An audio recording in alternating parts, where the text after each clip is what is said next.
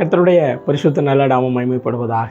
இந்த நல்ல நாளிலே காலை பொழுதில் உங்கள் யாவரும் இந்த வீடியோவை பார்ப்பதில் மிக்க மகிழ்ச்சி அடைகிறேன். இந்த நாள் தியானத்துக்கு நேராக நம் கவனத்தை திருப்புவோம். ஆதியாகமத்தின் புத்தகம் 7ஆம் அதிகாரம் அங்கு 16வது இறை வார்த்தையை நாம் வாசிப்போம். தேவன் அவனுக்கு கட்டளையிட்டபடியே ஆணும் பெண்ணுமாக சகலவித மாம்ச ஜந்துக்களும் உள்ளே பிரவேசித்தன. அப்பொழுது கர்த்தர் அவனை உள்ளே விட்டு கதவை அடைத்தார்.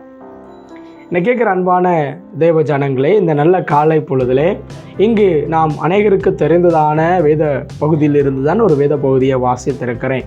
நோவாவின் நாட்களிலே நோவாவிற்கு ஆண்டவருடைய கண்களிலே கிருபை கிடைத்தது. அவனை நீதிமானாக கர்த்தர் கண்டார். நோவாவின் கீழ்ப்படுதல் நிமித்தமாக அங்கு நோவாவுக்கு ஒரு மிகப்பெரிய பொறுப்பு கொடுக்கப்பட்டது. வேலையை செய்ய சொன்னார், வேலையை செஞ்சார். எல்லா மிருக ஜீவன்களும் ஆணும் பெண்ணுமாக கொண்டு வந்து வேலையில் கொண்டு வந்து சேரினார். எல்லாவற்றையும் நோவாவின் கை செய்தது. ஆனால் கதவை மட்டும் கர்த்தர் அடைத்தாருங்க.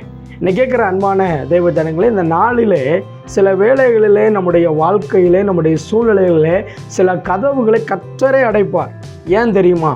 நோவா ஒருவேளை உள்ள தாழ்பால் போட்டு கதவை அடைச்சிருந்தாருன்னு வைங்களேன், அந்த மனிதருடைய கூக்குரலின் சத்தத்தை கேட்ட பொழுது, தன்னுடைய இனத்தாருடைய சத்தத்தை கேட்ட பொழுது நோவா கதவை திறக்க வாய்ப்பு இருக்குது. நோவா கதவை திறந்தா அது யாருக்கு ஆபத்து தெரியுமா? நோவாவுக்கு தான் ஆபத்து.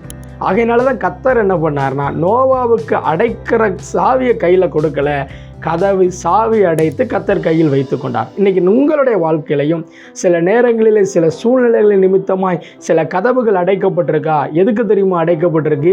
உங்களுக்கு ஆபத்து வராமல் இருக்க கர்த்தர் அந்த கதவை அடைத்திருக்கிறார். அவருக்கு தெரியுங்க இந்த கதவை எப்பொழுது திறக்க வேண்டும், எப்பொழுது அடைக்க வேண்டும் என்பது தெரியும். அவர் அடைத்தா திறப்பவன் ஒருவனும் இல்லை, அவர் திறந்து கொடுப்பார். அந்த உலகத்தில் அந்த கதவை அடைக்க ஒருவனுக்கும் தகுதி இல்லைங்க, ஒருவனுக்கும் பலன் இல்லை. ஆகையினால சில நேரங்களில் இன்றைக்கி என் வாழ்க்கையில் ஏன் இந்த நன்மை நடக்க மாட்டேங்குன்னா, நான் ஆபத்தில் விழுந்து விடாதபடி, ஆபத்து என்னை தொடராதபடி கர்த்தரின் சில வேளைகளிலே கதவுகளை அடைத்து வைத்திருப்பார். ஆகையினாலே ஒன்றை புரிந்து கொள்ளுவோம், என் வாழ்க்கையில் கர்த்தர் எதை செய்தாலும் அவை நன்மைகளுக்கு ஏதுவாக இருக்கும் என்பதை நாம் விசுவாசிக்க வேண்டும். இந்த காலை பொழுது தீர்மானம் பண்ணுங்க, எது செய்தாலும் கர்த்தர் எனக்கு நல்லதாங்க செய்வார். ஏன்னா ஆதாமுக்கு நலமானதை கர்த்தர் செய்து வைத்தார் ஏதேன் தோட்டத்தில். இந்த நாளிலே கர்த்தர் உங்களுக்கு நலமானதை செய்ய விரும்புகிறார். கண்கள் மூடி ஜெபிப்போமா? பரிசுத்தம் நிறைந்த நல்ல ஆண்டவரே, இந்த நல்ல காலை பொழுதுக்காய் நன்றி. கர்த்தனை நடத்தின எல்லா நாட்களுக்காகவும் நடி செலுத்துகிறேன். தொடர்ந்து உங்கள் கிருபை இருக்கட்டும். கர்த்தாவே, நீர் எங்களுக்கு செய்கிறது நல்லதாகவே இருக்கும் என்று நாங்கள் விசுவாசிக்கிறோம்.